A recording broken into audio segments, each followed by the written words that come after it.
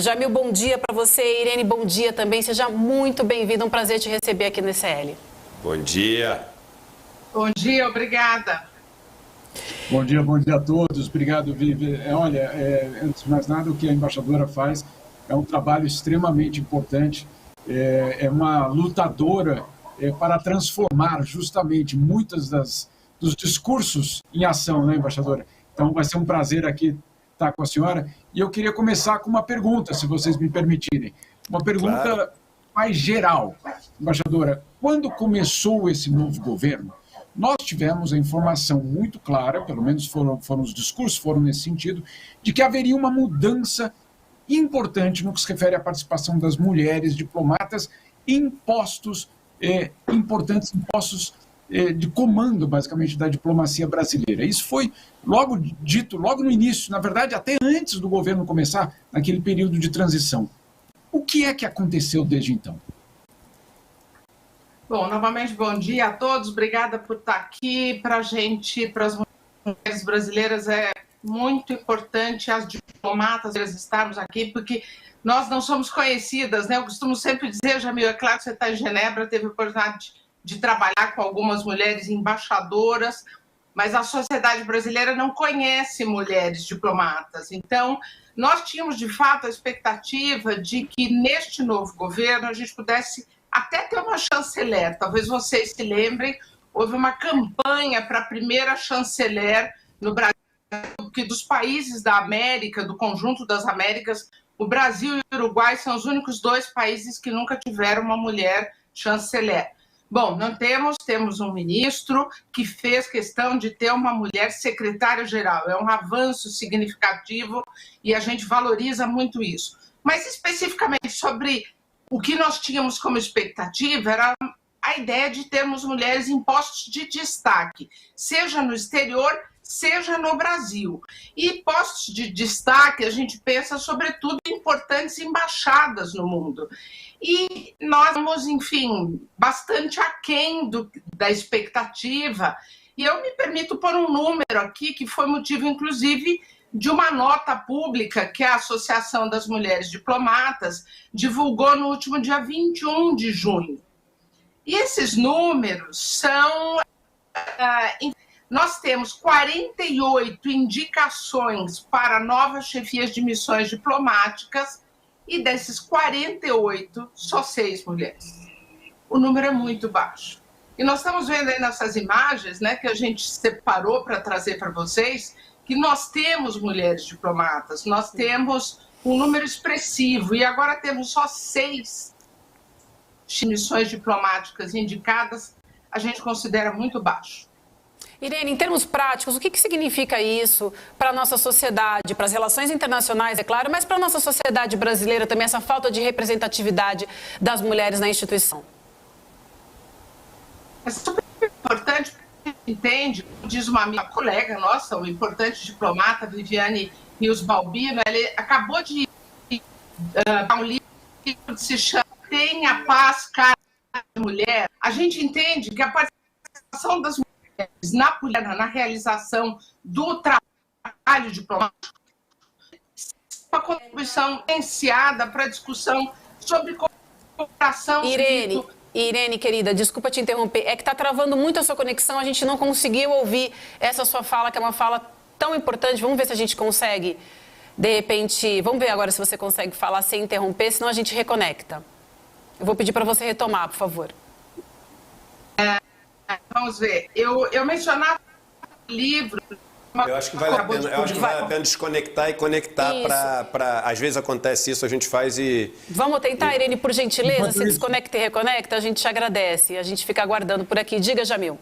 Enquanto isso, é muito importante a gente lembrar que as mulheres tiveram um papel bastante importante na diplomacia brasileira, na verdade, até mesmo na construção de alguns dos principais documentos do século XX na ONU. Por exemplo, Berta Lutz, que foi uma negociadora brasileira, que fez parte do comitê que desenhou, eu digo desenhou porque de fato é uma pintura, a Declaração Universal dos Direitos Humanos.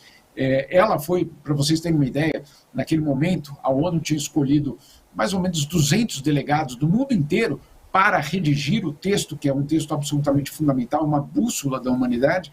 Desses 200 delegados, só existiam 6 mulheres nesses 200, claro, estamos falando de 1945.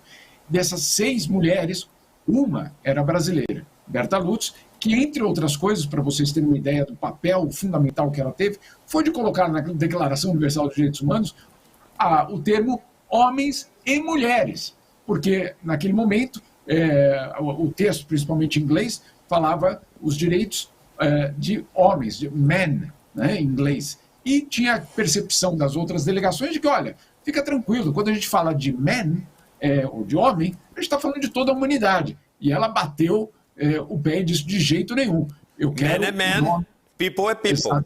Né? Human é human, man é man. Exatamente. E ela quis bater o pé e disse, eu quero a palavra mulher nesse texto, sim. E essa é, obviamente, uma conquista muito grande. E é muito curioso porque uma outra diplomata, uma das outras poucas diplomatas do grupo, disse, olha, um dia, sabe o que pode acontecer se só tiver escrito man? É que um dia vai chegar um governo em algum lugar do mundo e dizer, olha, naquele documento que foi referência no mundo, só fala de homem. Então, se ele for reinterpretado de algum jeito, né, e tirar as mulheres, a gente pensaria, não, isso jamais aconteceria. Será que jamais aconteceria? Dá uma olhada no Talibã, né, o que estão fazendo com as meninas nas escolas, etc. Dá uma olhada no que aconteceu no Brasil nos últimos 4 anos, quando, claro, oficialmente o nome mulher estava na placa do Ministério de Direitos Humanos, mas, obviamente, era uma fachada, era justamente para desmontar muitos dos direitos. Então, é fundamental que tenha essa transformação. A embaixadora voltou aqui com a gente. Voltou. Eu vou pedir só, embaixadora, por gentileza, se você puder virar o seu celular na horizontal, ajuda a gente aqui. Boa. Ah, tá ótimo. Ótimo. Muito bom, muito bom. Então eu vou refazer a pergunta que eu lhe fiz, porque a gente estava aguardando aqui a sua resposta sobre a importância na nossa sociedade, né, no Brasil, da gente ter uma maior representatividade na instituição. Pois é, o que para nós é bastante importante é a indicação de que as mulheres têm algum tipo de contribuição a dar para o trabalho diplomático e de cooperação.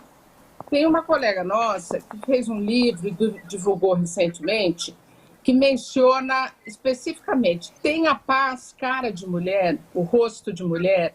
Então, para nós, o que a gente entende é que nós temos algum tipo de contribuição diferenciada a dar. Não é apenas estar sentado e ser um rosto feminino, mas é o tipo de agregação, de assunto agregado que a gente pode trazer, seja do ponto de vista de interesse da sociedade brasileira. Você perguntava, eu me lembro que eu trabalhei no setor consular da embaixada em Roma, na verdade, enfim, o consulado geral em Roma, e nós tínhamos um problema bastante sério de violência contra mulheres brasileiras em Roma, mulheres que estavam casadas, localmente viviam em situação de violência. Até eu chegar ao consulado, o tema da violência contra a mulher não existia.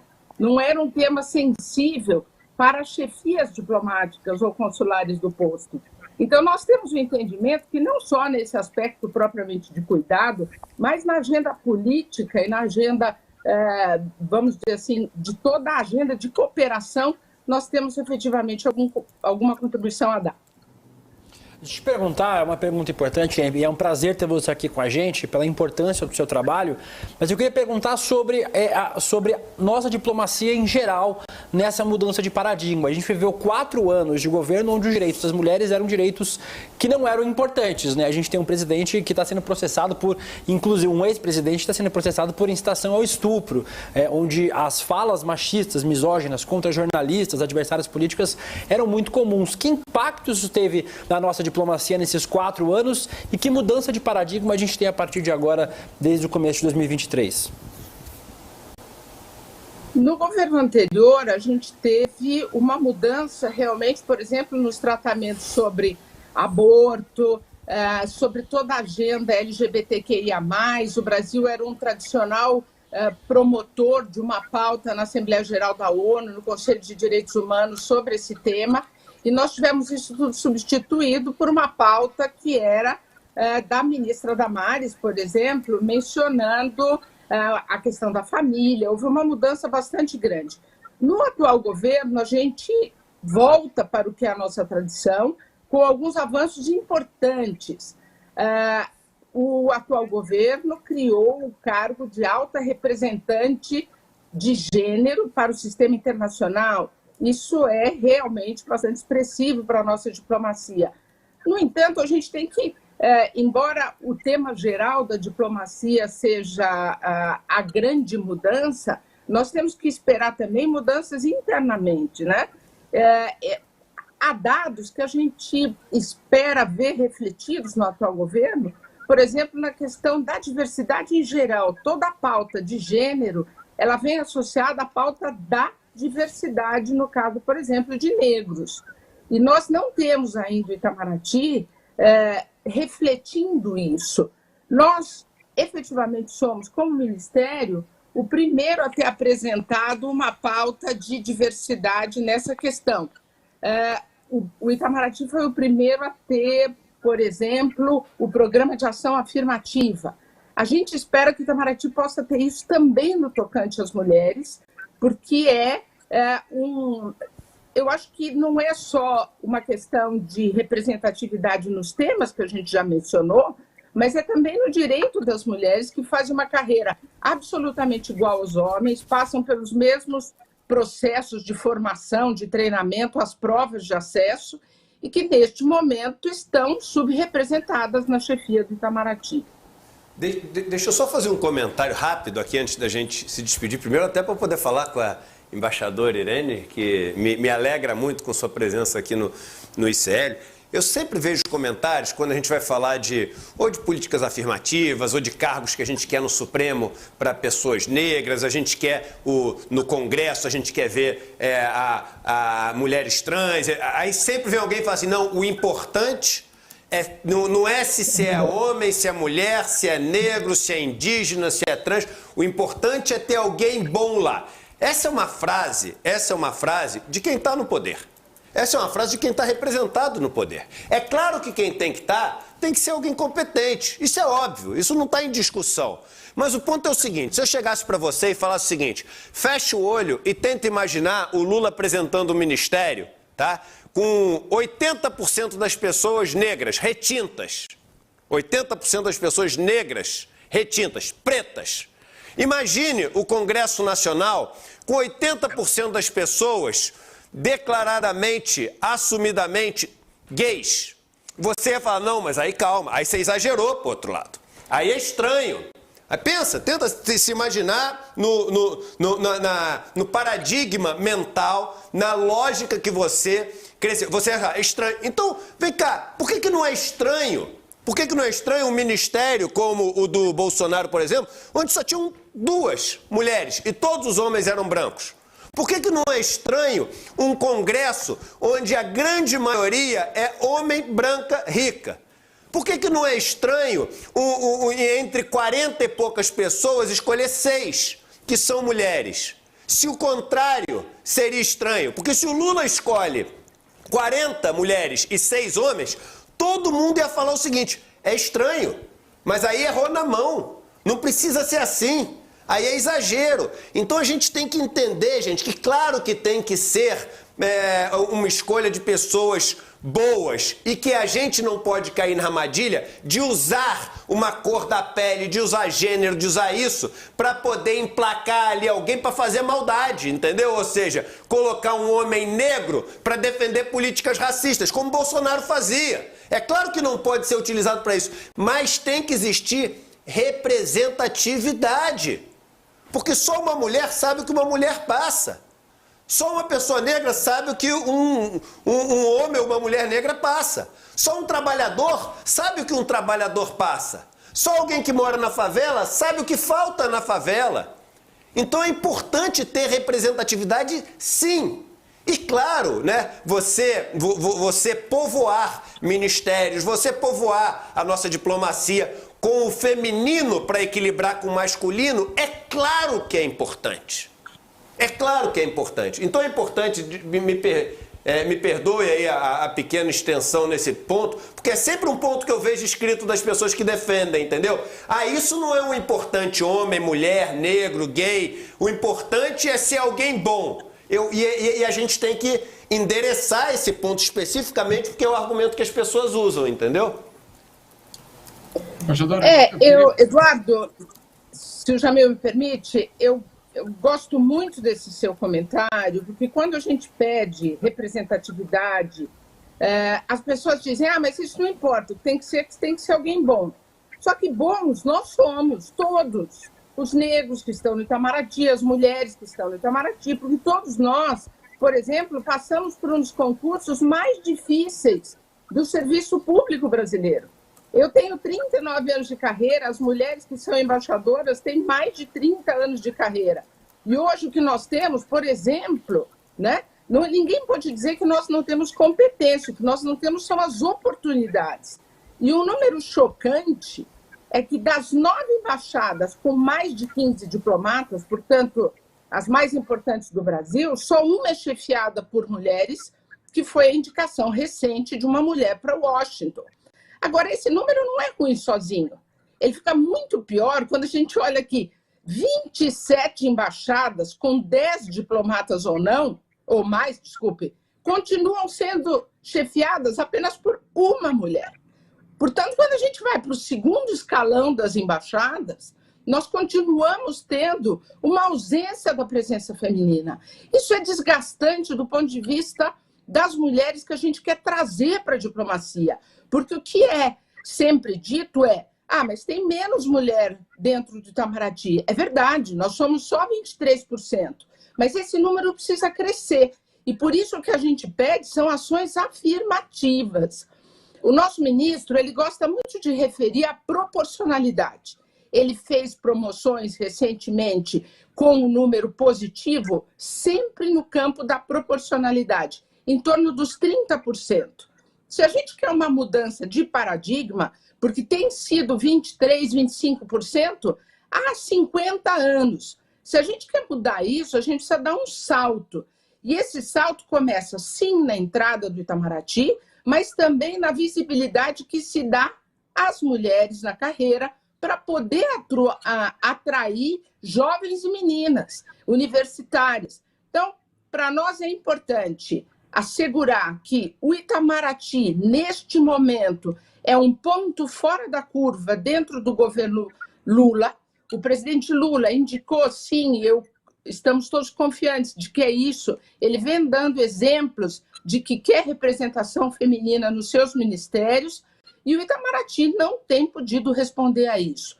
Nós esperamos que isso mude e, por isso, nós, a Associação de Mulheres Diplomatas Brasileiras, estamos numa campanha muito firme no sentido de publicizar o nosso tema e trazer para conhecimento da população em geral, da sociedade, da imprensa, para que nos ajudem a fazer com que a diplomacia também tenha uma cara feminina. Jamil, a gente tem mais uma última pergunta contigo, por favor. Eu pedi só para você tentar ser breve, por gentileza, Jamil, porque a gente está aqui com um tempinho já contado. Vamos lá, mas é muito bom. Vamos continuar. Muito breve, e eu até vou soltar uma das perguntas que era justamente sobre a entrada. Mas, de uma forma geral, embaixadora, a gente sabe muito bem que a diplomacia é feita de gestos. O Brasil é visto no exterior conforme os gestos que a diplomacia também faz.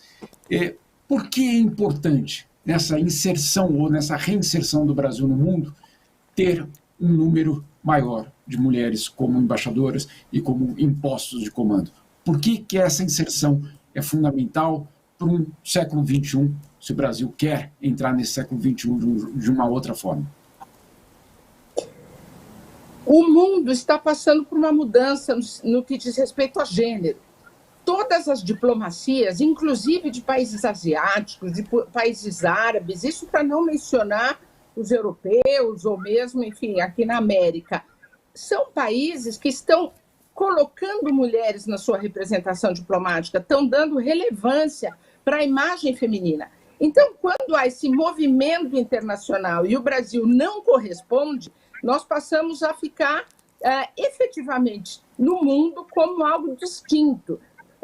Aqui em Brasília, a gente vê a quantidade de mulheres que estão sendo indicadas para serem chefes de missão diplomática. A embaixadora do Reino Unido, a embaixadora dos Estados Unidos, a embaixadora da França. Ou seja, há uma sinalização do mundo nesse sentido. E nós não estamos conseguindo corresponder.